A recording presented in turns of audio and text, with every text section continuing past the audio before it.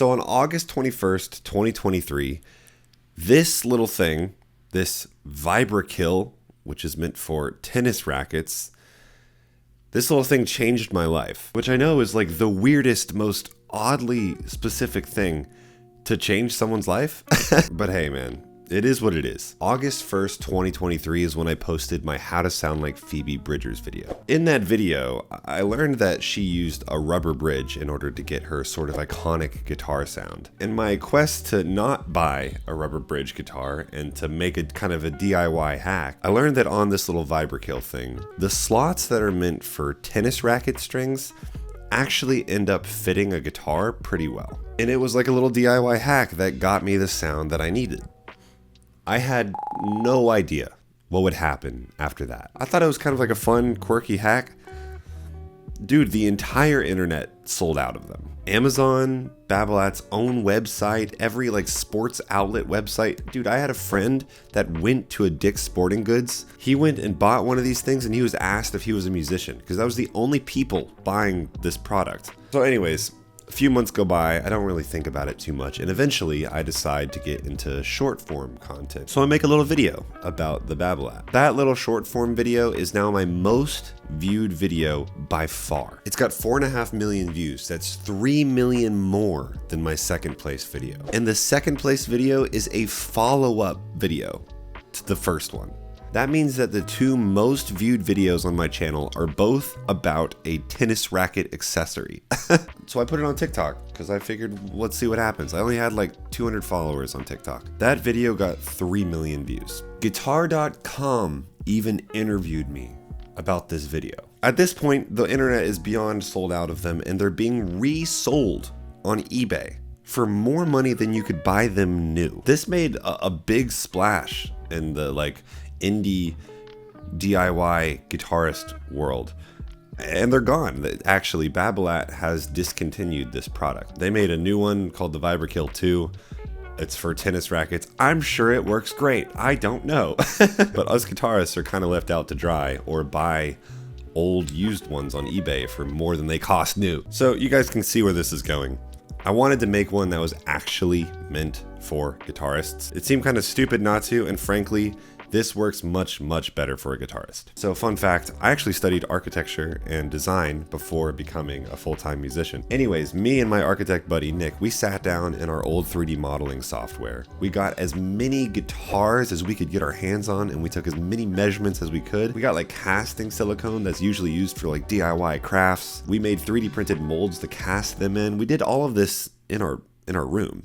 A man named Robert Metcalf stands on the stage at the World Wide Web conference with a blender. The internet surprised everyone, even the people who were involved with developing it. Squarespace's creative tools. All right. Here we go. Heads in takeoff mode. Let's fly. It kind of worked. Oh.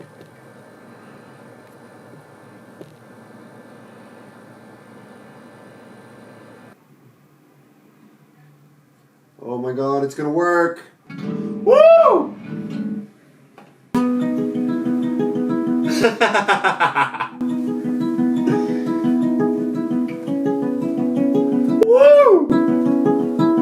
Yo!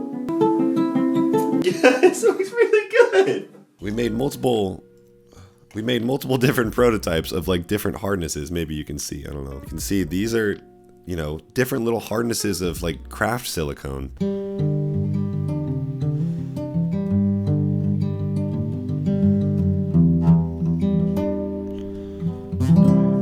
So after all of that was done, I took these funky little prototypes and all of their measurements and I brought it to like an actual big boy design studio. The industrial designers are called Friends Of. Here's their website.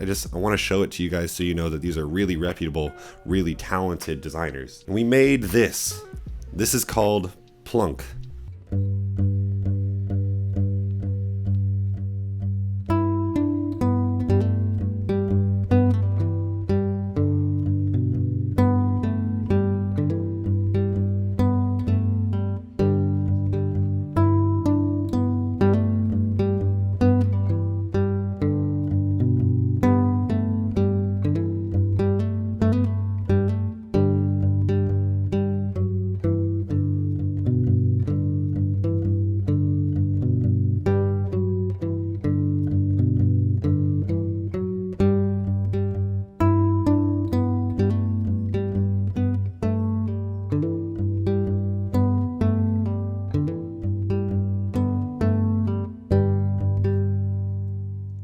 So those of you who bought the Babolat will remember when you put it on, it knocked your guitar slightly out of tune, it messed with your intonation, but it got the job done. I even recommended at one point slicing bigger holes in the outside because those spacings were slightly different. Plunk comes on and off in a couple seconds, just like that.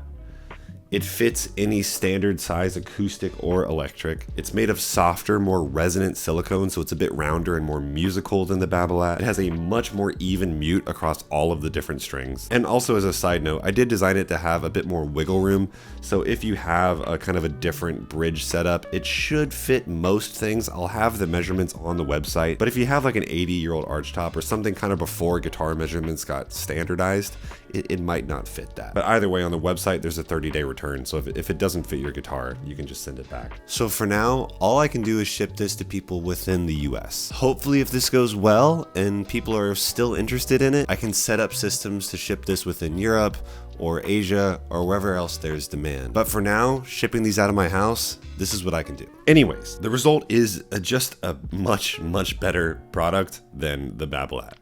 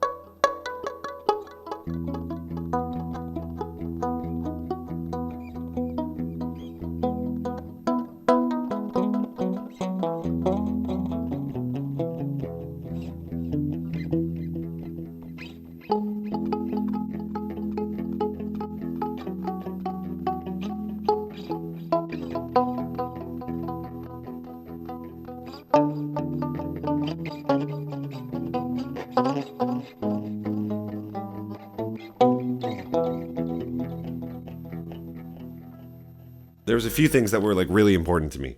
The first one was honestly being able to take it off and on really quickly. This is important because you could, have a really quiet muted verse and then rip it off and throw it on the side of the stage for a chorus or an outro. The other thing is its ability to move up and down on the strings. So you could have a more open mute or a more muted mute. Like that. Another thing is I wanted you to be able to do like hybrid muting. So you could mute half of the strings and leave the bass strings open. This is something you can't even do with a regular rubber bridge.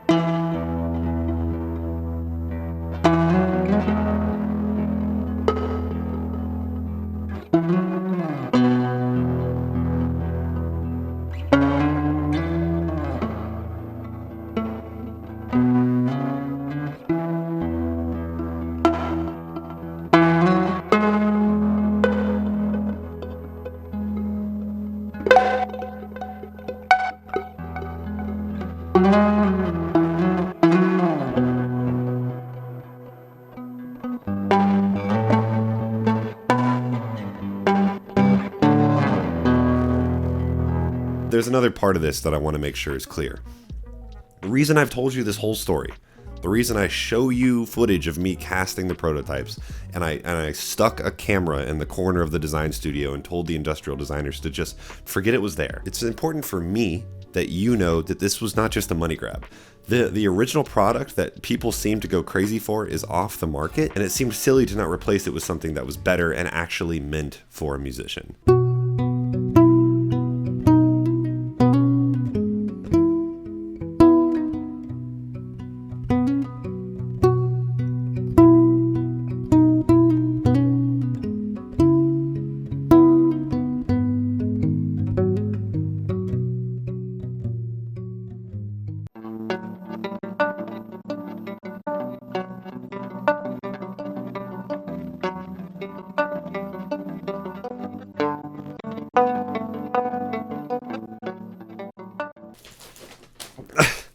This is plunk.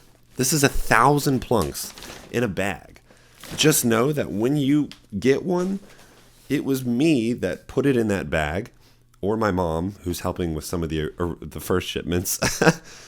It was me who printed off that label. Everything about this is like a DIY startup business. Anyways, I'll stop ranting about that. The other and final thing is there are ways and rooms to kind of iterate on this. I picked a medium level of mute.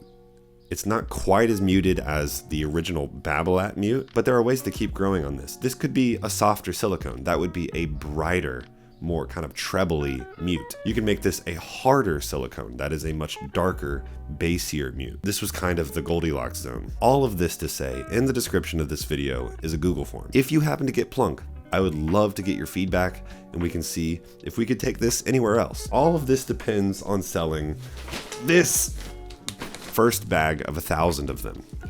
So we'll see how that goes. So originally this video had a full cover of Phoebe Bridgers' funeral on it. The whole thing was done with Plunk, of course, but to avoid copyright and to avoid making this video too long, I've linked that down below on the second channel. So if you want to see Plunk in a full musical context, go check that out down below. And if you want to go check out the website, that is linked first thing in the description. I'll catch you in the next Forensic Productions, which hopefully isn't too far away. Bye-bye.